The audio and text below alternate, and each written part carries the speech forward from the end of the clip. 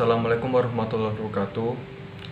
Kami di sini akan menjelaskan mengenai protokol yang bernama frame relay.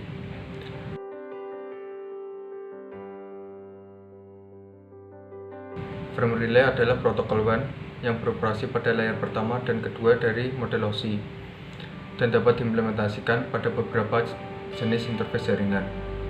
Frame relay adalah teknologi komunikasi berkecepatan tinggi yang telah digunakan pada ribuan jaringan di seluruh dunia untuk menghubungkan LAN, SNA, internet, dan bahkan aplikasi suara atau voice. Frame relay adalah cara mengirimkan informasi melalui WAN yang membagi informasi menjadi frame atau paket. Masing-masing frame mempunyai alamat yang digunakan oleh jaringan untuk menentukan tujuan. Frame-frame akan melewati switch dalam jaringan frame relay dan dikirimkan melalui virtual circuit sampai tujuan. Fitur frame relay. Terdapat 4 fitur frame relay. Yang pertama yaitu berkecepatan tinggi, 2 bandwidth yang dinamik, 3 performansi yang baik atau good performance, dan yang keempat overhead yang rendah dan kehandalan yang tinggi. Perangkat frame relay. Sebuah jaringan frame relay terdiri dari endpoint, perangkat akses frame relay, dan perangkat jaringan. Endpoint di sini contohnya yaitu PC, server, atau komputer host. Untuk perangkat akses frame relay itu contohnya ada bridge, router, host, frame relay access device. Dan yang terakhir, contoh perangkat jaringan yaitu paket, switch, router, multiplexer. Perangkat-perangkat tersebut dibagi menjadi 2 kategori yang berbeda. Yang pertama ada DTE dan DCE. Apa itu DTE? DTE adalah data terminating equipment yang berfungsi untuk memulai suatu pertukaran informasi. DTE adalah node biasanya milik end user dan perangkat internet working. Perangkat DTE ini mencakup endpoint dan perangkat akses pada jaringan frame relay. Yang kedua DCE, data communication equipment. DCE ini berfungsi yang merespon pertukaran informasi yang dimulai oleh perangkat DTE tadi. DCE adalah perangkat internet working pengontrol carrier. Perangkat-perangkat ini juga mencakup perangkat keras, tetapi terpusat di sekitar perangkat jaringan. Virtual Circuit Frame Relay atau VC Frame Relay. Suatu jaringan frame relay sering digambarkan sebagai awan frame relay atau frame relay cloud karena jaringan frame relay network bukan terdiri dari satu koneksi fisik antara endpoint dengan lainnya, melainkan jalur atau path logika yang telah didefinisikan dalam jaringan. Jalur ini didasarkan pada konsep virtual circuit atau VC. VC adalah dua arah jalur data yang didefinisikan secara software antara dua port yang membentuk saluran khusus atau private line. Untuk pertukaran informasi dalam jaringan terdapat 2 virtual circuit.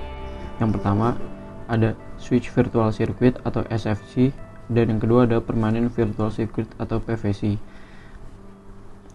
Terdapat 4 status pada SVC atau switch virtual circuit. Yang pertama ada call setup, di mana dalam status awal memulai komunikasi. Yang kedua data transfer, pentransferan data antar perangkat DTE. Yang ketiga ada idling, koneksi masih ada dan terbuka tetapi transfer data telah berhenti. Dan yang terakhir ada call termination. Dan yang kedua untuk PVC tidak dibentuk berdasarkan permintaan atau berdasarkan call by call. Walaupun jalur aktual melalui jaringan berdasarkan variasi waktu ke waktu atau TDM, tetapi sirkuit dari awal ke tujuan tidak akan berubah. PVC adalah koneksi permanen terus-menerus seperti dedicated point-to-point circuit. Hanya ada 2 status pada PVC ini. Yang pertama ada data transfer dan yang kedua idling. Struktur frame relay sendiri terbagi atas flag, address, dan juga FCS dalam field length in bytes. Dalam flag sendiri menandakan awal dan akhir sebuah frame. Dan yang kedua ada address, terdiri dari DCLI atau Data Link Connection Identifier, Extended Address atau IA, CR, dan Congestion Control Information. Untuk DLCI menunjukkan nilai dari Data Link Connection Identifier, terdiri dari 10 bit pertama. Extended Address atau IA menunjukkan panjang dari address field yang panjangnya 2 bytes. CR, bit yang mengikuti byte DLCI dalam address field. 4. Congestion Control, 3 bit yang mengatur mekanisme pemberitahuan antrian. Kemudian ada data, terdiri dari data terenkapsulasi, dan yang terakhir ada FCS, frame check sequence, terdiri dari informasi untuk meyakinkan keutuhan frame. Pendeteksi error pada frame relay. Frame relay menerapkan pendeteksi error pada saluran transmisi, tetapi frame relay tidak memperbaiki error tersebut. Jika terdeteksi sebuah error, maka frame akan dibuang dari saluran transmisi. Proses ini disebut dengan cyclic redundancy check. Cyclic redundancy check adalah sebuah skema error checking yang mendeteksi dan membuang data yang rusak. Fungsi yang memperbaiki error seperti retransmission data diserahkan kepada protokol layer yang lebih tinggi. Kelebihan dan kekurangan dari frame relay. Yang pertama, keuntungannya adalah tingkat kehandalannya tinggi dengan dukungan sistem transmisi fiber optik dan network yang handal. Kedua, lebih ekonomis untuk berbagai tujuan karena menggunakan satu saluran fisik untuk menghubungi ke berbagai tujuan. Yang ketiga, dapat menggunakan berbagai protokol, komunikasi, dan jenis aplikasi. Yang keempat, memiliki tingkat keamanan yang tinggi karena merupakan jaringan yang private. Kelima, multi-connection. Dari satu port ke tujuan yang berbeda dapat dilakukan dengan hanya menempatkan satu port saja. Hal ini menghemat dimensi fisik, kabel, serta kompleksitas. Kelemahannya adalah, yang pertama, koneksi akan lambat bila terjadi kongesti jaringan. Yang kedua, kesulitan untuk memastikan quality of service karena frame relay menggunakan variable length packets. Yang ketiga, tidak ada flow control dan error control. Dan yang keempat, delay yang sangat besar.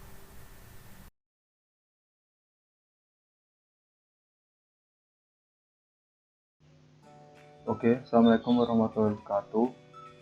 Kali ini saya akan mensimulasikan bagaimana frame relay bekerja. Di sini saya sudah membuat konfigurasi dari frame relay. Yang pertama ada PC 0, disambungkan ke router, dan ini berfungsi untuk menyambungkan ke router satunya melalui cloud, dimana cloud di sini sebagai virtual circuit frame relay-nya. Jadi pertama-tama kita mengkonfigurasi dari router melalui CL ini. Yang pertama itu kita mengaktifkan routernya, lalu masuk ke konfigurasi terminal, mengatur interface fast Ethernet 0,0 yang mana menyambungkan PC 0 ke router dan menambahkan IP address-nya 192.168.1.1, subnet mask-nya 255 dan seterusnya.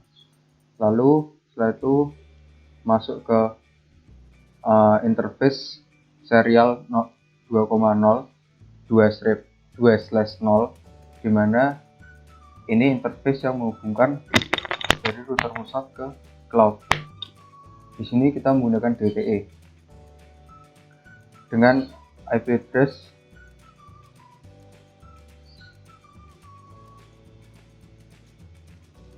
lalu selanjutnya kita masuk interface serial 0/0, dimana interface ini menghubungkan antara router pusat dan cloud. Lalu mengenkapsulasi frame relay, lalu mengatur DLCI menjadi 102.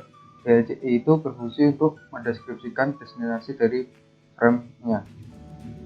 Lalu menambahkan IP address-nya 172.16.1.1, subnet mask-nya 255.255.255.0. Lalu kita masuk ke router RIP-nya, menambahkan network 192.168.1.0 dan 172.16.0.0. dan selesai. Lalu pada akhir dari konfigurasi ini kita harus mengcopy run start ini. Lalu untuk yang kedua kita harus mengatur router cabangnya hampir sama seperti yang di router pusat, hanya kita berbeda dari pertama untuk hostname-nya kita berbeda, lalu IP address-nya kita berbeda. Di sini menggunakan 192.168.2.1, dimana ini IP address akan menghubungkan dari router cabang ke PC 1. Lalu selanjutnya di serial 2,2/0 juga hampir sama, kita harus mengenkapsulasi frame relay-nya, lalu mengatur interface DLCI menjadi 201, IP address-nya 172.16.1.2, subnet mask-nya 255.255.255.0, dan menambahkan network pada RIP-nya 192.168.2.0 dan 172.16.0.0. Setelah kita mengatur ini semua pada router, selanjutnya kita masuk ke konfigurasi dari cloud-nya sendiri. Kita masuk ke config, lalu ke serial 0. Di serial 0 tadi kita sudah di serial 0 itu, di sini kita menghubungkan dari cloud ke router pusat, di mana router pusat tadi kita sudah memberikan nilai DLCI-nya 102. Jadi di sini kita bisa menuliskan DLCI 102 dan namanya pusat, dimana nanti kita akan tambahkan dan akan masuk ke history ini. Selanjutnya ke serial 1 sama seperti serial 0, tetapi di sini serial 1 dia menghubungkan antara router cabang dan cloud ini. DLC-nya tadi kita sudah memberikan nilai yaitu 201 dan namanya di sini kita menggunakan dengan nama cabang. Lalu kita masuk ke connection bagian frame relay. Di sini ini nanti fungsinya untuk menghubungkan. Jadi dari serial 0 yang kita buat pusat ke serial 1 menuju cabang, lalu kita tambahkan akan muncul di sini. Terus jangan lupa tadi pada router kita sudah memberikan IP address. Kita di sini pada PC juga harus memberikan IP address, di mana network partisinya sama 192.168.1, hanya host ID-nya saja yang dibedakan. Pada PC 1 juga sama, tadi 192.168.2. Lalu ini sudah terhubung semua. Kita akan mengecek apakah router ini tersambung dengan cara menambahkan ini simbol PDU. Bisa kita lihat di sini pada real time ini sukses. Berarti di sini sudah berhasil terhubung antara router pusat ke router cabang. Selanjutnya ketika router ini sudah tersambung oleh cloud ini, virtual circuit ini, kita akan mencoba mengirimkan paket pada PC 0 ke PC 1.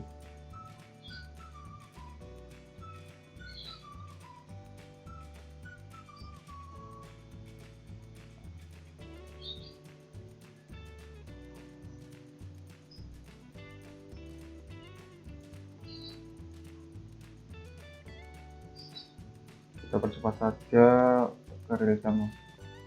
Nah, di sini sudah, ini tadi awalnya tadi kan itu fail antara PC 0 ke PC 1.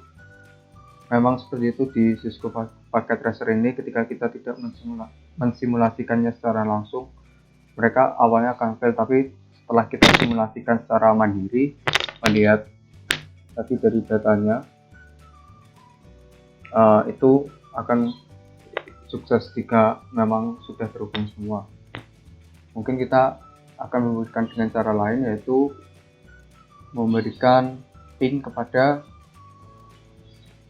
PC 1 ini dari PC 0. Tapping, lalu memasukkan IP address PC yang dituju.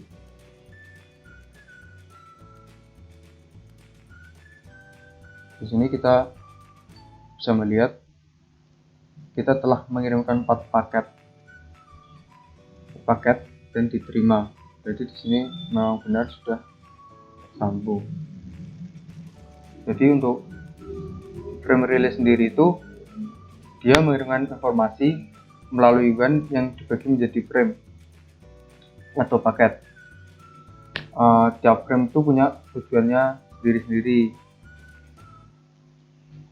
Frame yang dikirimkan itu akan melewati virtual circuit ini, untuk disambungkan ke router selanjutnya. Jadi untuk frame relay itu memang menggunakan cloud atau virtual circuit, karena